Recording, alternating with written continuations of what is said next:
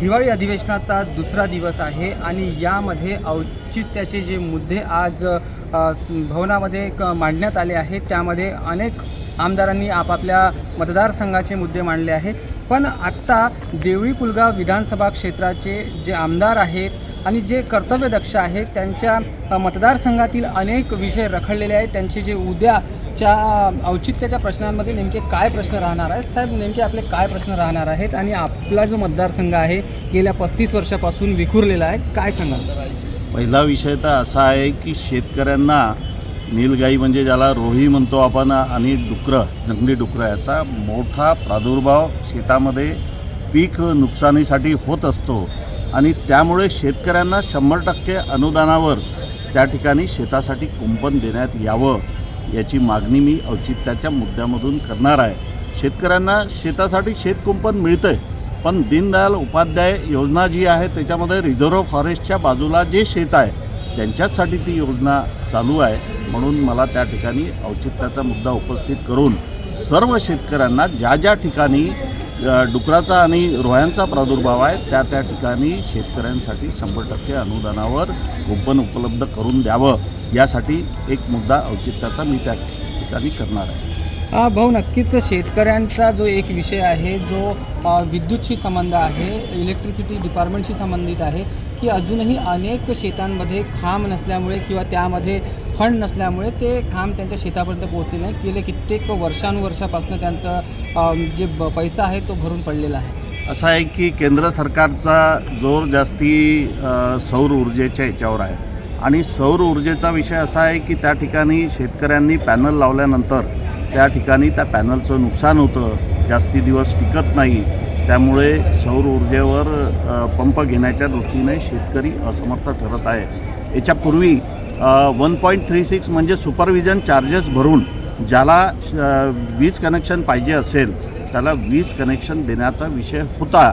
तो त्यांनी supervision charges भरून पोल जेवढे पडेल त्या पोलचे पैसे भरूनसुद्धा त्यांना मिळत होते, पण ते सुद्धा आता थोड्या अडचणी असल्यामुळे बंद झालेलं आहे असं शासनाचं म्हणणं आहे. तो सुद्धा विषय मी या ठिकाणी लावणार आहे.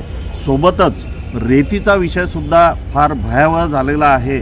या रेतीच्या डेपोमुळे काय झालं की देवळी तालुक्यामध्ये तर रेतीचा डेपोच नाही आहे आणि विधानसभेमध्ये काही ठिकाणी रेतीचा डेपो आहे, पण त्या ठिकाणी मिळणारी रेती ही निकृष्ट आहे आणि त्यामुळे मी औचित्याच्या मुद्द्यामध्ये हा विषय पण सांगणार आहे की रेतीचा लिलाव व्हावा, त्या ठिकाणी घाटाचा लिलाव व्हावा आणि घाटाचा लिलाव जर झाला तर अवैध धंद्यांना जो ऊत आलेला आहे तो बंद होईल आणि शासनाचा रेव्हेन्यूसुद्धा त्या याच्यामुळे वाढणार आहे. हा सुद्धा औचित्याचा मुद्दा मी त्या ठिकाणी करणार आहे. सोबतच आमच्या देवळीमध्ये प्रॉपर दस्त नोंदणी ऑफिस नाही आहे. 2च दिवस तिथे ऑफिस आहे आणि दस्त नोंदणी करायसाठी ऑनलाईन नोंदणीची व्यवस्था त्या ठिकाणी नाही. पुलगावला 3 दिवस नोंदणी होते, देवळीला 2 दिवस दस्ताची नोंदणी होते. या दोन्ही ठिकाणी पुलगाव आणि देवळीला दोन्ही ठिकाणी दस्ताची नोंदणी झाली पाहिजे. त्या ठिकाणी कार्यालयासाठी जागासुद्धा उपलब्ध करून देण्याचा प्रयत्न मी करतो आहे. तो प्रयत्न माझा सफल झालेला आहे. फक्त कार्यालय चालू करणे एवढाच विषय असल्यामुळे शासनाच्या ते सुद्धा मी निदर्शनास आणून देतो.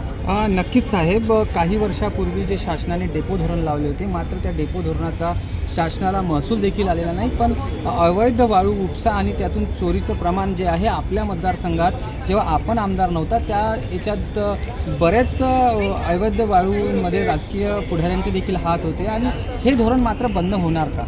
असं आहे की मागील 25 वर्षापासून त्या ठिकाणी काँग्रेसचाच आमदार निवडून यायचा आणि त्याच्यामुळे काँग्रेसचे जे हस्तक होते त्यांचाच हा रेतीचा धंदा होता, त्यांचेच ते माफिया होते आणि त्यामुळे आम्ही त्या ठिकाणी प्रयत्न करणार आहे की हे रेती माफिया जे आहे यांच्यावर अंकुश लागला पाहिजे आणि चांगल्या प्रतीची रेती हा रेती वाळूचा जो घाट आहे तो लिलाव होऊन लोकांना मिळाली पाहिजे, जेणेकरून घरकुलाला रेती मिळेल, जेणेकरून विटाचा धंदा जो त्या ठिकाणी ठप झालेला आहे, मजुरी ठप झालेली आहे, सिमेंट खपेनासं झालेलं आहे, स्टीलसुद्धा खपेनासं झालेलं आहे. या लिंकिंग बिझनेसवर त्याचा परिणाम झालेला आहे. त्यामुळे या ठिकाणी शासनाच्या हे सुद्धा मी निदर्शनास आणून देणार. नक्कीच जे शासनाने एक डेपो धरण लावलं होतं वाळूमागे, मात्र त्याचा एक दुरुपयोग होताना या गेल्या काही वर्षात बघायला मिळालेला आहे.